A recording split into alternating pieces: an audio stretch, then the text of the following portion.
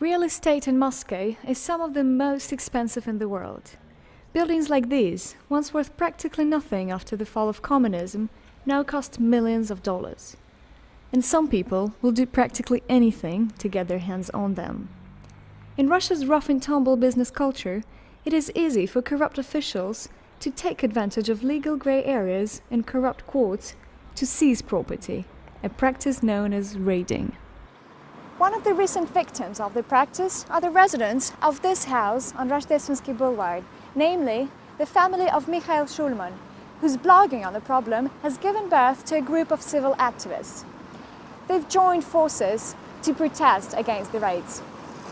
The collective is made up of a number of Muscovites, each facing their own battle with property raiders. Mr. Shulman has been fighting for 6 years for the attic of his house. It's currently occupied by a private company, which he says is linked to corrupt city officials who have expropriated it using fake documents.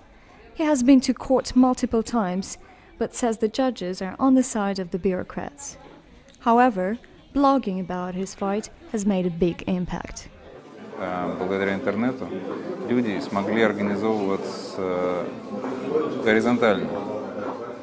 И это сейчас наша прекрасная защита от вот этой страшной вертикали, которая не пускает свободных людей заниматься своими собственными проектами и жить по закону. On returning home one night in February, Mr. Shulman was attacked in the stairwell of his apartment block. His assailants didn't rob him. Instead, he believes, he was being punished for making a stand. Это такие 3 сокрушительные удара, вот я запомнил. Но чем я не... Здесь было темно, я не видел. Все очень быстро произошло, то есть в несколько секунд. Ну вот, собственно, все, что могу рассказать. Shulman insists that the beating will not prevent him from continuing to raise awareness of the problem. Мой блог привлекает тех людей, которые столкнулись с рейдерством. Достаточно много людей просто обращаются, рассказывают. Я в другом городе, где-нибудь в другом регионе, в нескольких тысячах километров от Москвы, имею ту же самую ситуацию, что вы. Real estate analyst Denis Sokolov says that raiding is limited to old buildings, those with common spaces subject to legal grey areas. He says the practice is driven by the astronomical prices in the center of Moscow, and these will only grow. Russia is a very centralized country, so everything is administrated from Moscow and all the money are coming to Moscow. So that is why real estate of any type, residential, business, is in very high demand. Tatiana Lebedeva is another victim of raiding who has joined this virtual network of activism. She heads an association of raiding victims that unites 101 households in central Moscow. She says they haven't registered officially for fear of reprisals from the city government. Только мы стали каким-то официальным органом, нас просто замучают всевозможными проверками, какими-то комиссиями, ревизиями. For years, she fought the city administration and won a court decision in her favor, largely because of her members' support.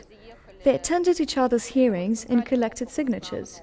Judges are fairer, she says, when the courts are well attended. For most Muscovites, corruption is a fact of life. Even the influential and powerful can fall victim to groups of unscrupulous low-level bureaucrats. This pre-revolutionary house, for example, was the first luxury real estate for sale after the Soviet Union collapsed. Yet even its influential residents could not prevent raiders from seizing the basement.